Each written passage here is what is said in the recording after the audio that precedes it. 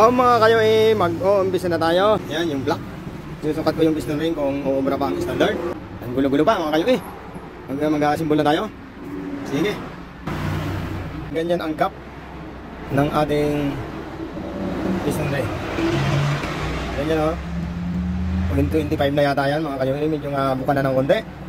Medyo hindi na gaano Kasi kahit pa paano lumalaki naman talaga ang liner. Pero palagay ko pa naman yan. Sukat natin tong first ring kung gaano rin ang gap ng ating first ring. Yan sa ibabaw, napakaliit. Ibig sabihin nga, mayroon na rin konting yan, muka ang kanyang liner. Normal yun. Kasi sa pabalik-balik niya talaga na rin yun. Yan yung first ring niya. Kaya pa naman sa standard. Okay pa to. Dito, sukat natin sa number 2 para makikita natin. Ayan halos ganun din ang gap ng second ring sa pangalawang cylinder.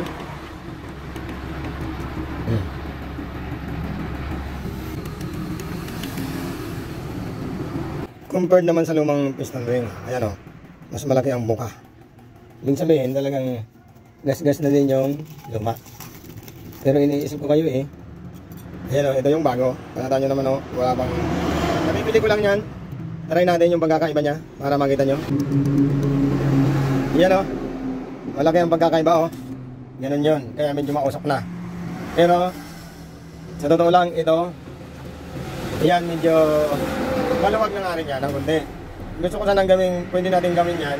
Hindi kasi ako nakabili ng 0.25 na piston ring. Kung nakabili sana ako, ating kikikilan na lang yung dulo para magkaroon ng gap kung 0.25 ang ating gagamitin. Pero umubra pa naman to kasi yan konti lang naman ang gap pa. Kasi actually ang gap niya yung gapapil lang hana. Pero yan, pwede na yan. Para hindi na tayo mahirapang magkikil. Yan kayo yung standard na rin muna ang gagamitin natin. Yan, isi-set up na natin mga kayo